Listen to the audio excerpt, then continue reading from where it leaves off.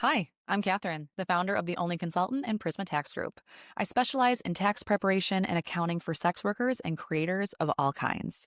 Thank you for tuning into Cash Content and Chaos, the podcast where money, entrepreneurship, and real life collide. Listen in to learn, laugh, and realize that you're not alone in figuring it all out. All right, everyone, welcome to another episode of Cash Content and Chaos. Today, I am joined by Raven LeMon, the owner of African Waistline. You may recognize her from Instagram. She is an artist, entrepreneur, content creator, weapons instructor, doula, healer, and even more. So welcome to the show. Thank you so much for having me. Yeah, appreciate it. So we actually met in person out in the wild like 2 or 3 years ago at a flea market in Edo.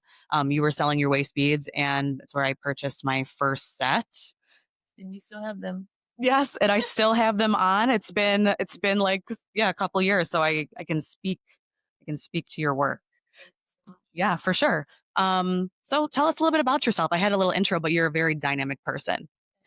So, just a little bit about me. My name is Raven. As she mentioned, identify myself as an artist or a healer first. I've been doing this work consistently without anything else for at least 6 years now, full time.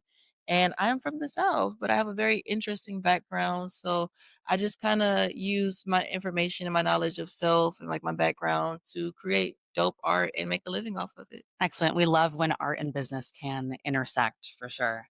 So as someone who's running your own business, how do you self-manage yourself? So the self-management part is actually probably the hardest about it because a lot of it is just based on accountability. So I'm the type of person that I have the discipline, I have the grit, but I almost have to force myself like with the like to do what I need to do. So managing looks like setting alarms, making actual times, dedicating having a calendar. So really being organized, but even within the space of organization, holding myself accountable that if I say I'm going to do it, I'm going to do it. And as long as you say that you're going to do it and you won't lie to yourself, then you'll be fine. Yeah, agreed. And that's entrepreneurship and having your own business is that you are setting the pace and the tone of everything. And that's like that's the underlying current in all of entrepreneurship. Doesn't matter what industry you're in, if it's art focused or finance focused or you're in real estate, it's that you're driving this and you do drive this. And so you do your own marketing, you're creating all of your pieces. Like, tell us all that you do inside of your business. Whew. That's a lot. I'll start with the content side. So I really create content in a way to engage with people, remain authentic, to spread awareness about my business. From there, I typically will post some of my pieces. So with the waist beads, I do make waist beads. I have waist beads that are urban fused. So I have waist beads for spiritual protection. I have some like higher end luxury pieces.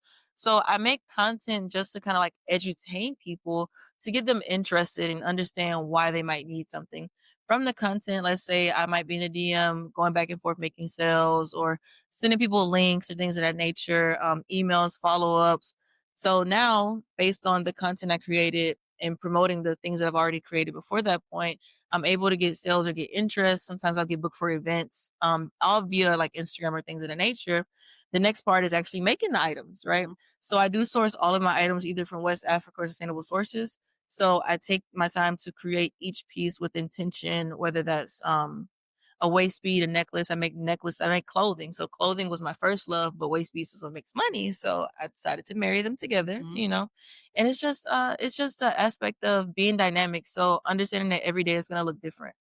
So when you understand that each day is going to look different and you have a general way about like starting your day, okay, I know I'm going to check my Instagram. I know I'm going to check my DM. I know I'm going to update my website. Then from there, it could look like anything, it could look like going to the post office to fight with people because my package was supposed to be here 3 days ago and they didn't want to bring it to the house because it's too heavy. It can look like going to like Harwin or something, or like that's like a wholesale district here in Houston to find packaging. I mean, it could look like anything. So yeah. Huh. So that's for your jewelry and Yeah, so the waist piece of the jewelry, the healing work. So with my business, let me backtrack, right? So my brand is African Waistline, and under African Waistline, which is like more like me and the content side of it, I have 60 Street. So 60 Street African Goods is going to be all of the clothing, the waist piece, the jewelry, and all of those things, the healing work.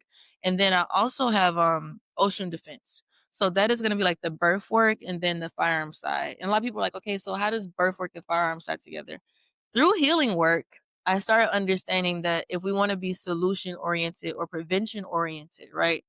We know what the problem is. So what like adding value, right?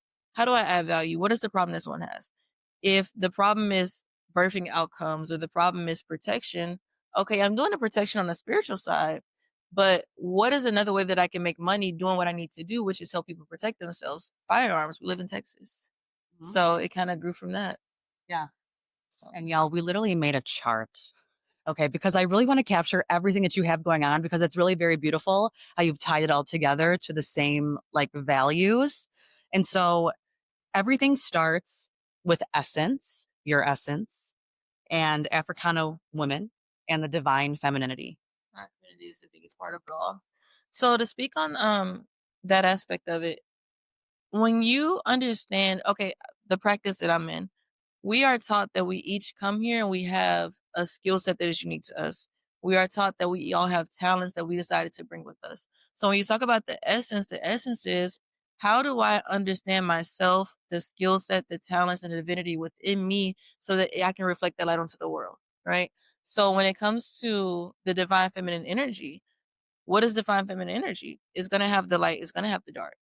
It's not just something that's controlled and cute and dainty. How do we define ourselves throughout femininity as it relates to our background, as it relates to who we want to be, and as it relates to how it shows up for me? So in my practice, women working with weapons is exactly a feminine thing, right? Whereas in other practices, they might say, oh, that's too masculine, that's too hard. But the idea that as a woman, you deserve to be a woman, you deserve to have all of the things that you want as a woman, and you deserve to be able to protect it, right? And what does protection look like for a woman? Women give birth. I need to be able to protect myself when I'm pregnant. I need to be able to ensure that I have a safe pregnancy. I need to be able to ensure that if I'm in a situation where my partner is unsafe, whether that's a firearm, whether that's a plan, whether that's spiritual protection or all of the above for myself, these are all the things that I need. And so throughout my job with Waist Beads, right, I'm meeting a lot of people who have trouble healing through trauma. The trauma could be birthing trauma. And birthing trauma means like maybe having a bad C-section or having a poor experience at the hospital or even having a dangerous pregnancy, right? That's a trauma on your body. That could be sexual trauma. That could be childhood sexual trauma. So as I start meeting more of my customers, I'm like, what else can I do? I have a customer base. What else can I do to add value to the customers I already have and then get more? Right. So that's kind of where that started at. And that's a beautiful way to tie spirituality, the feminine divine, divine femininity, and then also business because you deserve to also get paid for your art and for the value that you're providing to your audience and to your client base. So, how I know a lot of people, a lot of women specifically, right, have difficulty naming their price and charging for their time. So, how do you tie that together? That's something that I struggled with and I still struggle with, but, to take it off of the context of business to make it a little easier, I have a saying I like, and I don't know who said it first, but we dated our self-esteem level, right? But we also priced at our self-esteem level. So if I know that I'm creating a piece that cost me 50 or $60 to create, right?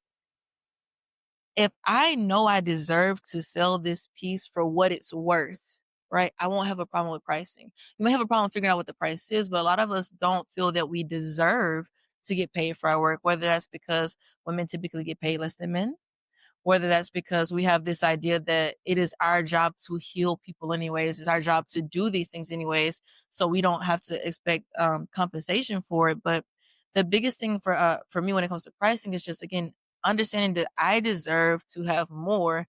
I didn't come to this life to suffer. I didn't come to this life to be in poverty. And if I want to not be in poverty and live off of my gifts, I have to price my gifts to live. So, Mhm. oh, that makes sense. Yeah, it does. It's a form of self-love and self-respect first. Setting the standard and the tone with yourself, and then it trickles down into everything else that Everything goes else. else. Yes. So I want to dig a little bit into healing. So we have some points on this and different ways that you are healing to other people. So it's through functional African art and then how there's protection and prevention in there. So let's dig into that. So to understand the healing aspect, it goes back to when you mentioned African womanism. That is a discipline, or let's say a doctrine that really speaks to me in the divine feminine, because all of us have our own divinity and our own gifts that we have as women or men, or however you want to identify on the spectrum that you come with. Some of us just focus a little more. So when you talk about healing through art, the biggest part about that is understanding where I came from. In that context, a broadly general context, there's many cultures in West Africa, but art is supposed to have a function. Art is supposed to have a spiritual function, and art is supposed to look good. So if I have, for example, let's say a comb has a physical function. You're going to comb your hair with it, right? But if you have an African comb, it might be pretty. It might have like beads on it. It might be carved out of wood, but then the spiritual function might be to protect the feminine energy, right? So when I understood that about something as simple as a comb, when it came to the bracelets, when it came to the waist beads, I've always, and then having a background in root work as well, I've always understood that when you put something on your body, it's supposed to do something for you. And we're taught that if something is not useful, it's useless. So if I want to invest in something, whether that's my jewelry and everything, it has to have a use. So the functional art aspect came about understanding that if I'm going to wear this on my womb, waist beads were originally meant to protect. Waist beads were originally used for women to get pregnant. Waist beads were originally used to, even before we had sanitation pads, waist beads were used as pads. So we would take like a red cloth and we would run them under the waist bead so that as you're moving around as a woman, you could still have a pad on. And this is like this is hundreds of years ago. So understanding the original use for it, and that's why I kind of, again, talk about functional art. There is a function for a lot of art, but we're ignoring it. We're not aware of it. So if I'm going to sell waist beads, I need to know that, hey, what was the original function for it? And then as a person who is from the South, how can I marry my culture with other aspects of the culture? We talk about urban fused jewelry. A lot of people like urban fused things like tea, CBD and things of nature. But did you know that your body, your skin is your largest organ? So everything that you put on your body is being absorbed. So if I wear this on my womb and it's going directly into my womb, how is it going to affect my womb? On a physical aspect of what are these herbs do for me? Does it improve sexuality? Does it increase your blood flow? Does it help you detox? And on a spiritual aspect of, can this herb, this is one of my favorites, be around a person, right? Let's say I'm in a car with a guy I shouldn't be around, and I have on these waist beads with this herb on it. If he touched me, are these waist beads going to explode because this herb is letting me know this person is bad for you? So herbs have a physical use and they have a spiritual use. And when you apply that to your actual art or jewelry, even some of your paintings, when you get into an understanding of African art, you have paintings that you put in the house to protect your house. You know? Okay, so then it's the same idea as the African art that you'd hang on your wall to protect your house, that you then have on your body to protect Even like the yourself. eagle eye, people talk about the hums and hands and things of that nature. It has a physical use. It's beautiful to look at, but it's for protection. If you have a different, maybe like say you're depending on your religion. Some people when they wake up they chant Psalms 23, right? The Lord's Prayer. Some people they if you're Muslim, they have I think it's called like Ayat al Kursi or something like that, where they're gonna play it because you understand that this thing can be used for protection. So the same way that you can use words for protection, you can use a firearm for protection, you can use earth for protection. And a lot of people aren't going to walk around with a piece of cinnamon on their earring, right? But if you put the cinnamon in a waist piece, you still have it with you. This ties back to yourself and protecting yourself and setting your intention straight, because not only are you setting the tone in your business, now you're also setting the tone for your art as well. And then for the spirituality that you are infusing into both of those Exactly. things. And the thing about when you talk about spirituality, especially within my practice, is it's considered a lifestyle. So everything I do has the infusion of me in it automatically, but the herbs amplify, like your crystals, right? Crystals can't change anything if you're not willing to put that energy in it or receive the energy, but they can help you amplify and do better, right? So if you use something that is good for love, when you get that crystal, it's going to amplify what you're already giving out. So everything that I do is just about how do I want my world around me to look? Mhm. But also believing that I deserve to influence the world around me and take up space. Have you ever felt like tax season was designed to make you stressed? Let's face it, your income doesn't show up as tidy as a W 2. Instead, it's split between cash, apps, and constant fees. Whereas most accountants see this as chaos, I in fact know that it's my expertise. Here at The Only Consultant, we meet you where you are and transform confusion into clarity and confidence. The Only Consultant specializes in accounting for sex workers and creators. I designed this firm to turn tax season from panic to power, giving peace of mind to hustlers like you. We help you stay organized, feel confident, and remain in control of your money with judgment-free support and simple systems. We handle all the complicated stuff such as tax prep, bookkeeping, and compliance support so that you don't have to. The result? The feeling of empowerment that comes from being fully in control of your bag. You don't need to wait until April. You can go ahead and start today. Simply go to theonlyconsultant.com and book your consultation now, because peace of mind should be part of your hustle too. Do you allow everyone to buy your art and your jewelry, or is there a certain vibe check that people have to pass when you're at events? So, being that I am a Black artist, one of the issues that I had at first with some people was that, or let's say they think that, oh, I shouldn't sell to anybody or everyone, or some people feel like I can't buy from her because of, whether it's culture, whether it's religion and things of that nature. But one of the things when you talk about vibe check, I will sell to anyone who I feel needs what I have. So if I have waist beads for anxiety, I don't care what you look like, whether you're male, female, black, white, blue. If I know that I can help you, I'm going to help you. Right. Will I personally tie it on everyone's body? No.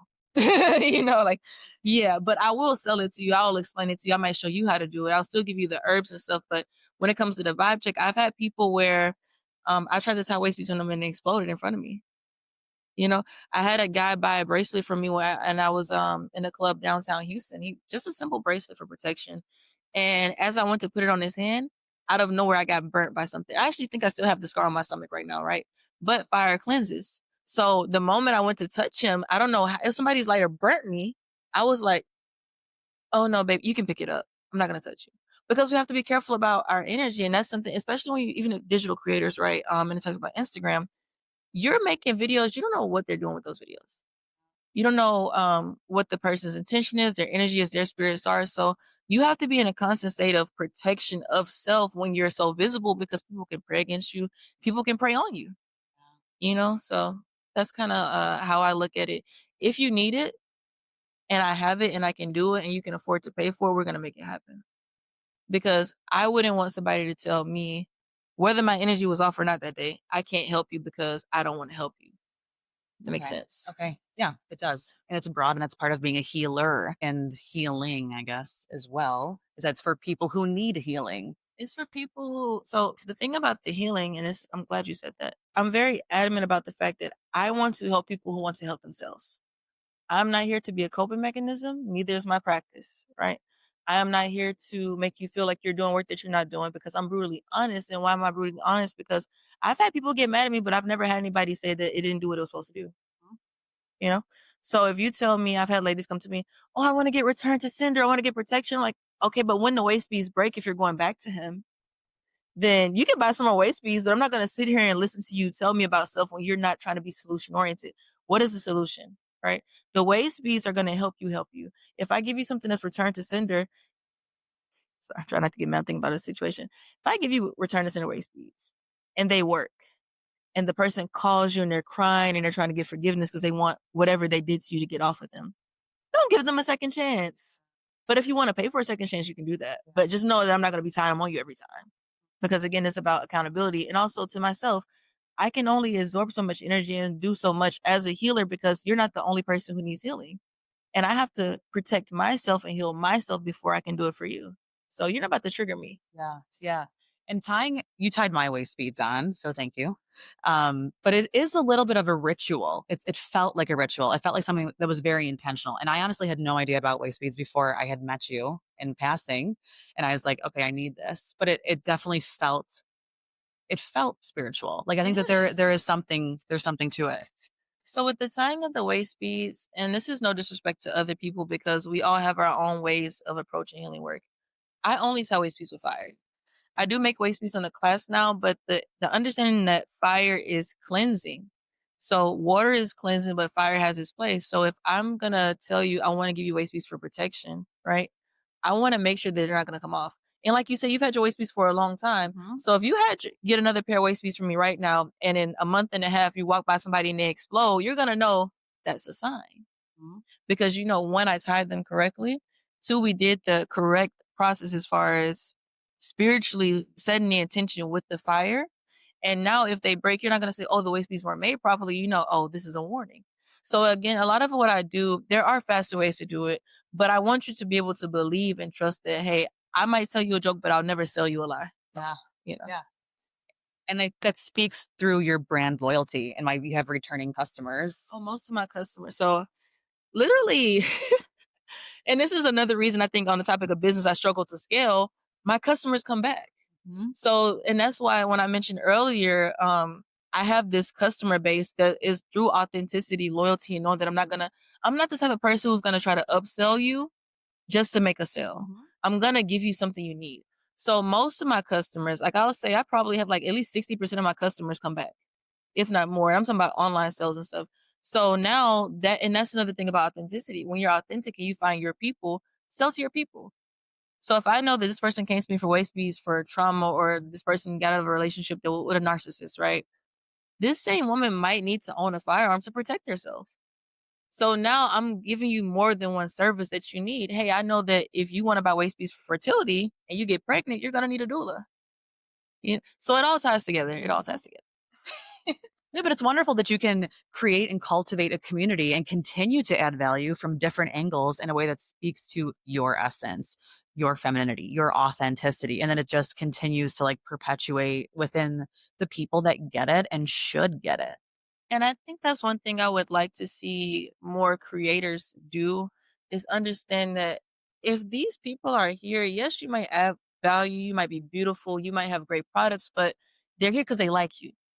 And people at the end of the day, they want to spend money with people that they like. We want to spend intentionally. So if like, for example, I'm really into farming. I have a lot of random things that I like to do.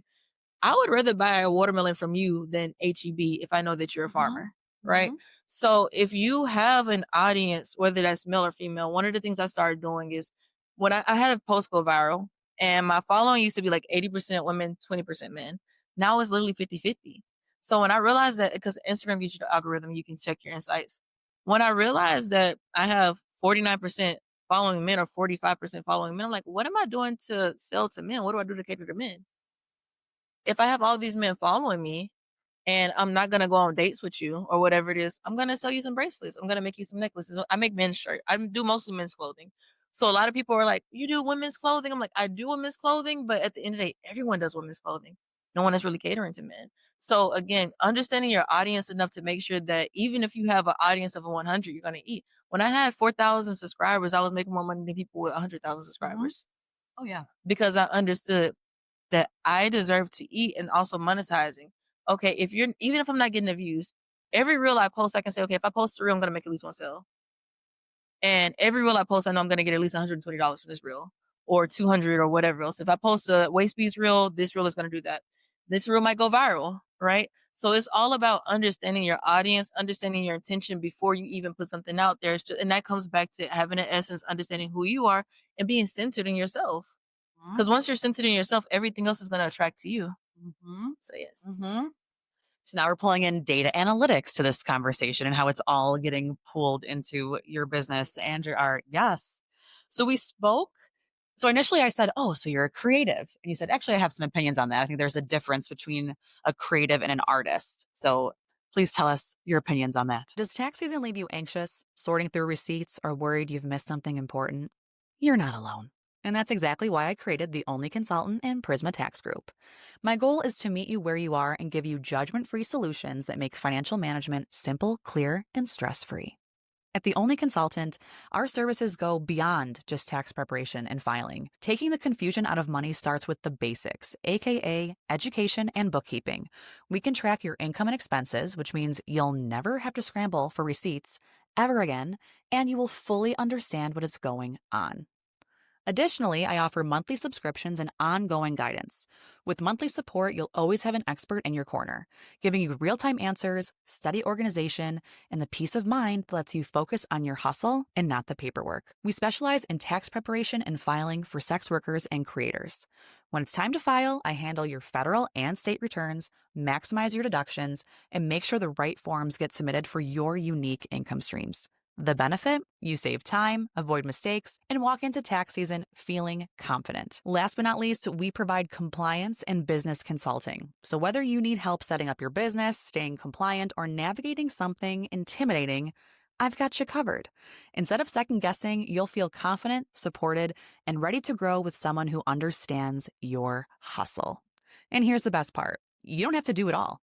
You can choose the services that fit your needs right now, or let me and my team at The Only Consultant handle everything from start to finish. Either way, you will receive the clarity, respect, and financial confidence that you deserve. So if you're ready to feel in control of your finances, whether it's this tax season or all year round, head to my website, theonlyconsultant.com, and click contact. Or you can always find me on social media, Instagram and TikTok at the_only_consultant. Click the link in my bio and contact me there. We look forward to meeting with you. So in 2025, we have a lot of words that are buzzwords that people, I think, overuse, misuse, or things of that nature.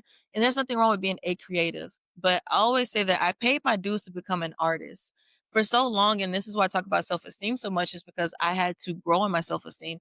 I looked at it as, oh, I have a business. Oh, I have this, I have that. I didn't see myself as a business owner. I didn't see myself as an artist. But when you talk about being a creative is an adjective, right? Creative is a skill. Creative is I saw something and I did it and I can do it. But artist is I'm going to take this skill and I'm going to make, we have this saying, like, we're going to flip it over and over and over again until I find my voice within that creativity. And then I'm going to put it out in the world. So creativity is something that we all have. But when you master creativity and you find a way to live off of it and express it, that's when you become an artist. Yeah, you said earlier that creativity is a skill set, but being an artist is a discipline. It's a discipline. Yes. Yes. And that's when you can start earning off of it and actually having a business and give yourself permission to make money off of your creativity in like an art form. Yeah, so the thing about when you talk about being a business owner, the biggest word in business is discipline, you know? And I always tell people, like, they use this analogy. There are certain singers where maybe they're not the best singer, but you can't outwork her. No one can outwork me in what I do, right? So when you have the discipline in your discipline, that is when you start to see growth. I understand that I sew. I'm dyslexic, so I have to teach myself how to sew. And I just learned from being around people and observing them because no one wanted to teach me because they're like, oh, you can't read patterns. You're not serious. How are you supposed to learn how to sew if you can't, chronological order and things of that nature? A lot of shouts at people with dyslexic. You know how that goes. But I had the discipline to say, even if I have to start one stitch at a time, I'm going to do it. And the problem with, I think, creativity or certain things is, as somebody who is naturally talented, when you're naturally talented, you forget that you are supposed to work at things to get better. So if you pick up a paintbrush and the first day you paint, you don't turn into Picasso, you want to give up. And a lot of people give up at creativity, then they don't become artists. And if you become an artist, again, who believes that you deserve to live, you become a business owner. Because art is something that you're supposed to monetize if you desire to. You're supposed to be able to live and make a living off of what you do best. And that is what business is about. I agree. I think that's a lot with our client base with exotic dancers and OnlyFans models, and that they are creating an art which has value to it and they are charging for it. And Right. that's okay. You can get paid for art. Not only is it okay, it's a necessity, because when you live in a society that's capitalistic and everything, no matter how woke we want to be or how open-minded or how just intentional we want to be, we have to realize that value to the average American equals a dollar amount. And we also believe that we get what we pay for. So when you undervalue yourself financially through pricing, you are now confirming that you don't deserve what you deserve, or you're confirming the ideas that people have about you, because it's like, oh, well, if I know this bracelet is $20 with her and it's $50 over there, then her stuff is inferior and she doesn't deserve to do more. And a lot of the times we attract customers and clients and we attract the experiences based off of how we value ourselves financially, right? So if you are an exotic dancer or you are just whatever you're doing, you have to understand that you are selling them something they can't get anywhere else. This is an experience. When I dance online, and of course I don't monetize my dancing, and I should. I do need to do that.